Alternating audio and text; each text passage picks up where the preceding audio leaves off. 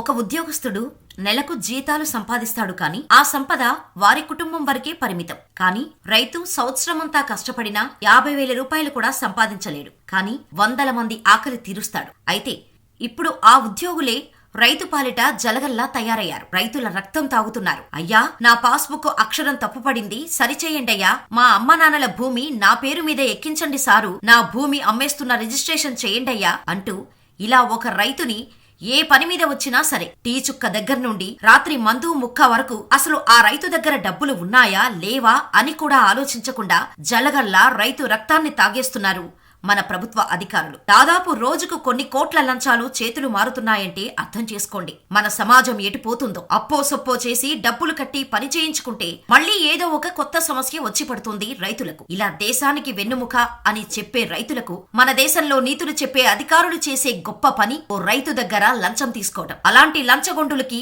ఓ రైతు చెప్పిన గుణపాఠం అక్కడి అధికారుల ప్యాంట్లు తడిచిపోయేలా చేసింది. ఇంతకీ ఆ స్టోరీ ఏంటో తెలుసుకునే ముందు చిన్న రిక్వెస్ట్, వీడియో పూర్తిగా చూసి లైక్ చేసి మా కంటెంట్ గా నచ్చితే సబ్స్క్రైబ్ చేసుకోండి. మరి ఇక స్టోరీలోకి వెళ్లిపోదాం. ప్రకాశం జిల్లా త్రిపురాంతకం మండలం రామసముద్రానికి చెందిన నాగిరెడ్డి అనే రైతు చేసిన పనికి తహసీల్దార్ ఆఫీసులోని అధికారుల ప్యాంటులు తడిచిపోయాయి. ఈయనకు ఎర్రగొండెపాలెం మండలం గంగాపాలెం పంచాయతీ రామచంద్రాపురం పరిధిలో ఎకరా 45 సెంట్ల పొలం ఉంది.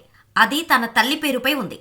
ఆ పొలాన్ని తన పేరుపై మ్యూటేషన్ చేసి పాసు పుస్తకాలు ఇవ్వాలని రెవెన్యూ అధికారులకు అర్జీ పెట్టుకున్నాడు.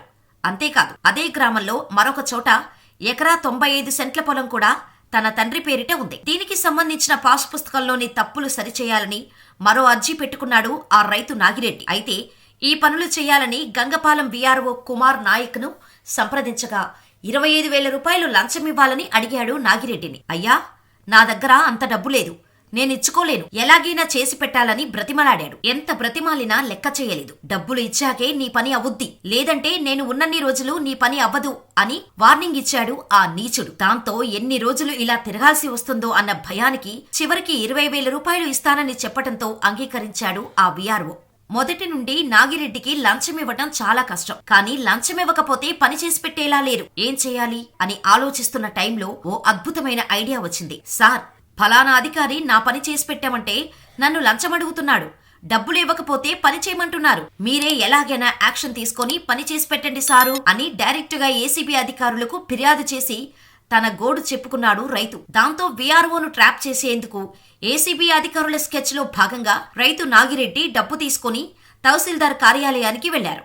అయితే అక్కడే తహసీల్దార్ ఆఫీస్ ఆవరణలో చెట్ల దగ్గర ఉన్న వీఆర్ఓ కుమార్ నాయక్ కు 20,000 రూపాయలు ఇవ్వబోయాడా నాగిరెడ్డి. కానీ వీఆర్ఓ మాత్రం ఆ డబ్బు మొత్తాన్ని పక్కనే ఉన్న వీఆర్ఏ జానీ భాషాకు ఇవ్వాలని చెప్పడంతో ఆ రైతు వీఆర్ఏ దగ్గరకు వెళ్లారు. నాగిరెడ్డి వీఆర్ఏకు డబ్బులు ఇవ్వబోగా అతను ఆ పక్కనే ఉన్న స్నేహితుడు చింతల చెరువు వెంకటేశ్వరరెడ్డికి ఇవ్వాలని చెప్పడంతో చివరికి వెంకటేశ్వరరెడ్డి ఆ డబ్బులు తీసుకుని జేబులో పెట్టుకున్నారు.